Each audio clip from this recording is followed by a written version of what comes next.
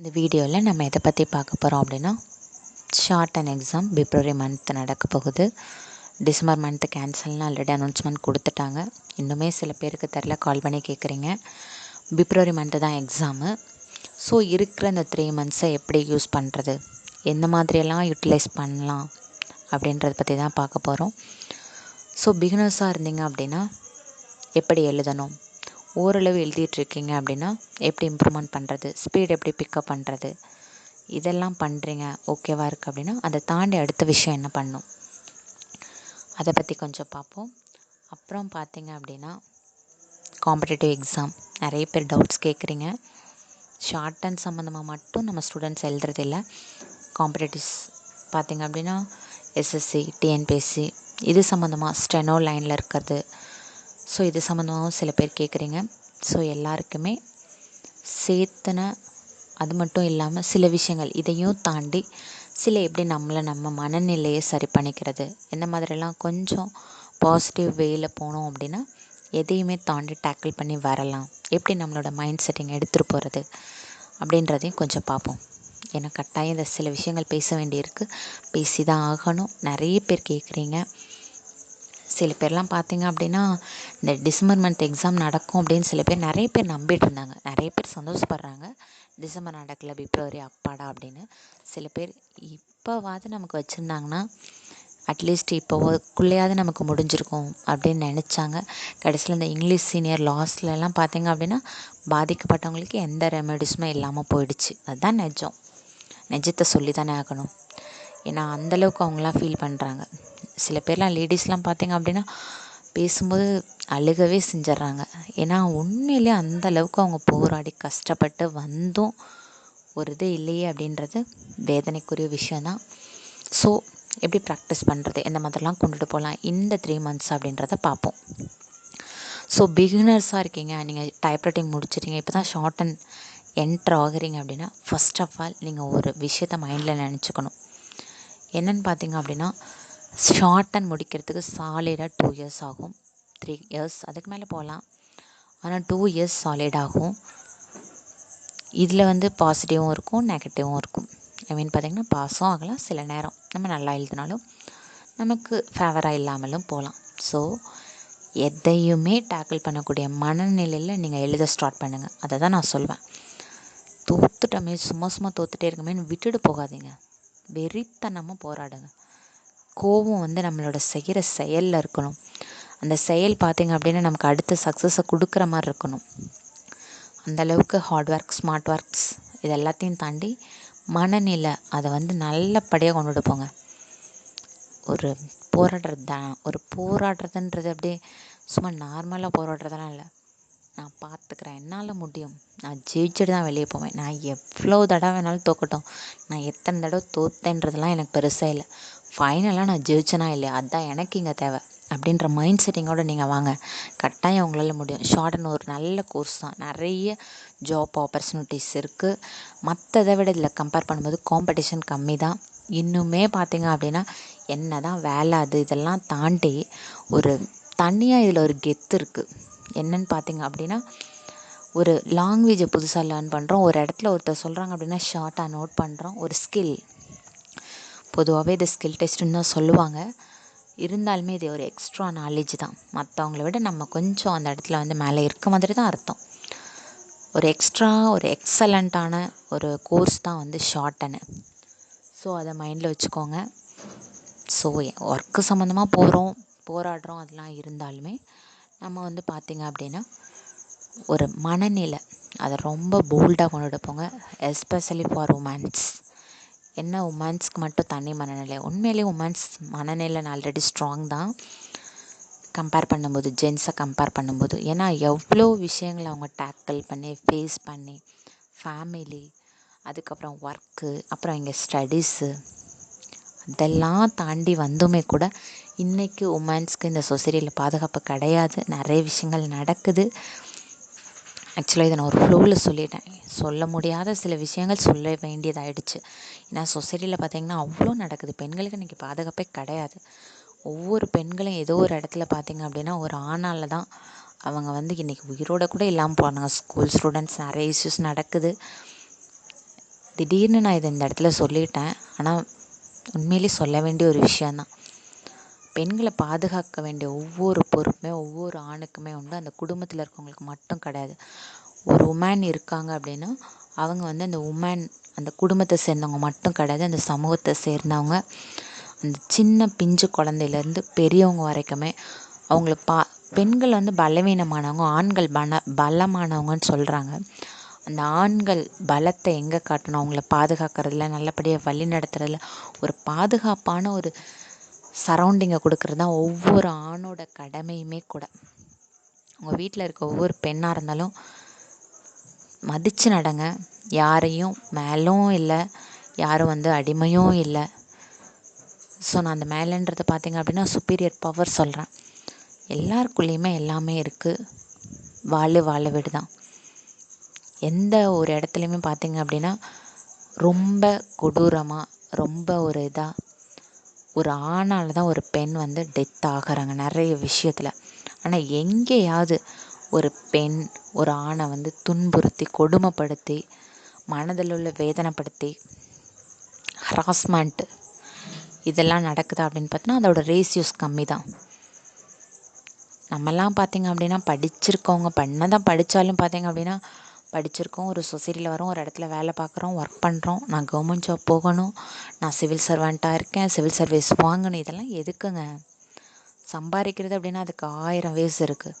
ஒரு ப்ராப்பரான ஒரு இதுக்குள்ளே நீங்கள் போகிறீங்கன்னா உங்களை மற்றவங்க மதிக்கணும், நீங்களும் மற்றவங்கள மதிக்கிற மாதிரி நடந்துக்கணும்.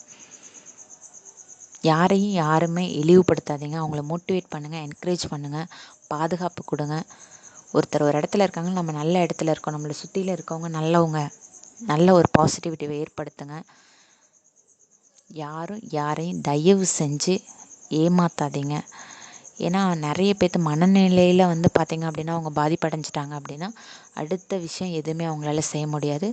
அதையும் தாண்டி அவங்க ஃபேமிலி, அப்புறம் ஃப்ரெண்ட்ஸ் சர்க்கிள், எவ்வளோ விஷயங்கள் அவங்க இழந்து வாழ வேண்டிய வயசில் வாழாமல் போகிறாங்க.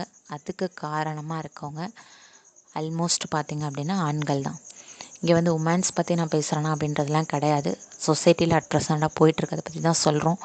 ஸோ படிக்கிறோம், ஒரு வேலைக்கு போகிறோம், இதெல்லாம் எதுக்காகங்க? நாளைக்கு உங்களுக்குன்னு ஒரு ஃபேமிலி வரும், நீங்கள் நாளைக்கு நல்லா இருப்பீங்க, உங்களை சார்ந்து வர உங்கள் ஃபேமிலி, உங்களோட சில்ட்ரன்ஸ் இவங்கெல்லாம் நல்லா இருப்பாங்க. ஆனால் இந்த பாதுகாப்பே இல்லாத இந்த சொசைட்டியில் இந்த மாதிரி ஒரு ஸ்டேஜஸ்லாம் போகிறதுக்கு நம்ம போராடி கஷ்டப்பட்டு வந்து மட்டும் என்ன பண்ண முடியும்? யோசிச்சு பாருங்கள்.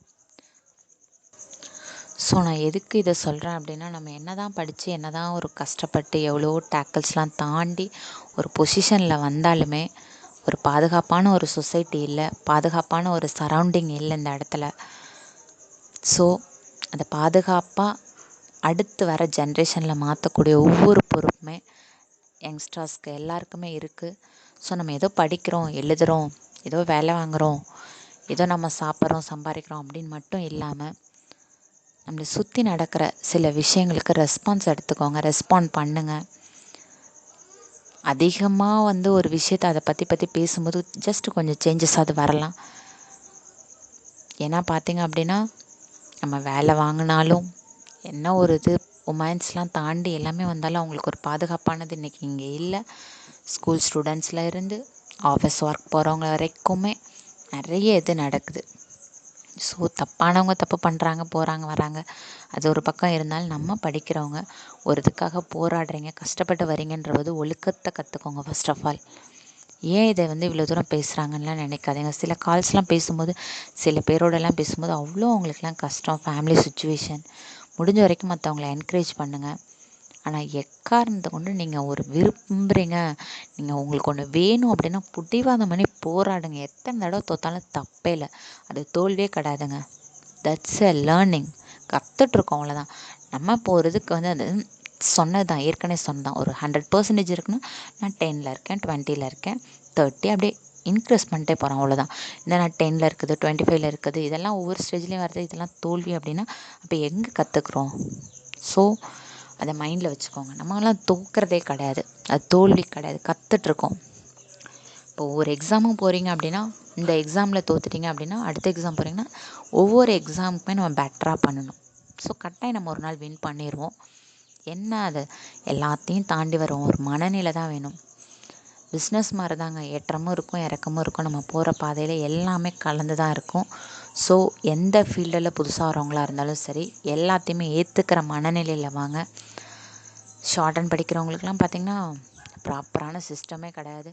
நம்ம ஒரு தடையும் இது ப்ரிப்பேர் பண்ணுவோம், திரும்ப வருவோம், எக்ஸாம் போவோம், திரும்ப வருவோம், வலி பயங்கரமாக தான் இருக்கும்.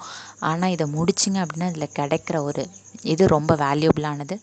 மற்றதை கம்பேர் பண்ணும்போது ஷார்ட் அண்டில் காம்படிஷன் ரொம்ப கம்மி. ஒரு ஸ்கில் டெஸ்ட்டில் எல்லாத்துலேயுமே சரி, நல்ல உங்களுக்கு ப்ரொமோஷன்லேயும் நல்ல நல்ல போஸ்டர்ஸ் இருக்குது. ஸோ முடிஞ்ச வரைக்கும் நீங்கள் வந்துட்டீங்க, எக்ஸசைஸ் முடிச்சிட்டிங்க அப்படின்னா கண்டினியூ பண்ணுங்கள். இப்போ தான் நான் டைப் முடிச்சிருக்கேன், ஷார்ட் அண்ட் படிக்கிறேன், ஒரு 2 இயர்ஸ் ஷார்ட் அண்டில் ஆகும் அப்படின்னா நீங்கள் காம்படிட்டிவ் எக்ஸாம் எடுக்கிறதா இருந்தாலும் எடுத்துக்கலாம், இல்லை ஷார்ட் அண்ட் நோக்கி போகிறதா இருந்தாலும் பண்ணலாம். ஆனால் ஷார்ட்னிங் காம்படிட்டிவ் எக்ஸாமையும் ஒன்றா பண்ண முடியாது. அதை நீங்கள் பண்ணிங்கன்னா ரெண்டையுமே ப்ராப்பராக பண்ண முடியாது. ஒரு ஹையர் ஒரு லோயர் முடிச்சிட்டிங்க அப்படின்னா நீங்கள் சைட் பை சைடாக உங்களோட ப்ரிப்ரேஷனை கொண்டுட்டு போகலாம். ஆனால் வந்து இதுக்கும் அதுக்கும் பண்ணிங்க அப்படின்னா இயர்ஸ் தான் பாஸ் ஆகும், உங்களோட சர்டிஃபிகேட்ஸ் எதுவுமே கிடைக்காது. அதையும் பார்த்துக்கோங்க.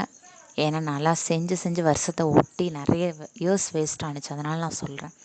ஏன்னா எனக்கு ஒரு கைடன்ஸ் அப்போ இல்லை. ஸோ நான் பார்த்த சில ஃபெயிலியர்ஸ், நான் இது பண்ணதை திரும்ப அதை வந்து நான் ஷேர் பண்ணுறேன். ஏன்னா அது சில பேருக்கு யூஸாக இருக்கும் அப்படின்றதுக்காக தான். வீடியோ லென்த்தாக போதும், உங்களுக்கு வந்து இன்ஃபர்மேஷன் உங்களுக்கு ஏதாவது ஒரு நெகட்டிவாக ஏதாவது தோணுச்சு அப்படின்னா வீடியோ ஸ்கிப் பண்ணிடுங்க. சில விஷயங்கள் பார்த்திங்க அப்படின்னா லேடிஸ்லாம் ரொம்பவே போராடி அவங்க ஒவ்வொரு இடத்தையுமே பிடிக்கிறாங்க. குறிப்பிட்ட ஏஜ் வந்துச்சுன்னா மேரேஜ் பண்ணிடுறாங்க. அதுக்கப்புறம் அவங்களுக்கு ஃபேமிலி எல்லாமே தாங்க முக்கியம். உறவுகள் ரொம்ப முக்கியம். ஏன்னா நம்ம கீழே விழுந்தால் நம்மளை தூக்கி விடுறதும் உறவுகள் தான், நம்ம கீழே விழுந்துட்டால் நம்மளை பார்த்து சிரிக்கிறதும் உறவுகள் தான். ஆக மொத்தம் எதுக்குமே நம்ம முன்னேறி போகிறதுக்கும் சரி, எதுக்கும் சரி நமக்கு சப்போர்ட்டிவாக ஃபேமிலி தேவை. பார்த்திங்கன்னா உறவுகள் தேவை. அதை வேல்யூபிளாக கொண்டுட்டு போங்க. ஒருத்தர் மதிங்க. ஃபர்ஸ்ட் ஆஃப் ஆல் நம்ம என்ன தான் படித்து என்ன தான் பண்ணாலும் அதெல்லாம் ஒரு பக்கம் இருக்கட்டும், ஒருத்தர் மதிங்க. யாரையும் இழிவாக பேசாதீங்க, யாரையும் டீமோட்டிவேட் பண்ணாதீங்க. நீங்கள் ஜெயிச்சிட்டிங்க அப்படின்னா ஜெயிச்சிட்டமேன்ற மித்தில் இருக்க வேண்டாம். அடுத்து வர ஜென்ரேஷன், அடுத்து வரவங்களும் ஒரு கைடன்ஸ் பண்ணுங்கள். அந்த ஒரு நல்ல வேஸில் அவங்கள கூட்டிகிட்டு போங்க. அதை விட்டுட்டு வந்து நம்ம ஜெயிச்சிட்டோம், அவன் இது பண்ணிட்டான்னு ஒருத்தர் மனசளவில் ஹர்ட் பண்ணாதீங்க. ஸோ சொல்ல வேண்டிய ஒரு விஷயம், இம்பார்ட்டண்டான விஷயம் தான் இது. அதனால தான் இந்த இடத்துல நான் அதை சொல்லிட்டேன். ஆக்சுவலாக இதெல்லாம் பேசணும்னு நான் நினைக்கவே இல்லை. சில விஷயங்கள் பேசும்போது அப்படியே ஃப்ளோவில் வந்துருச்சு. ஸோ இதுக்காக யாரும் நெகட்டிவாக யோசிக்க வேண்டாம்.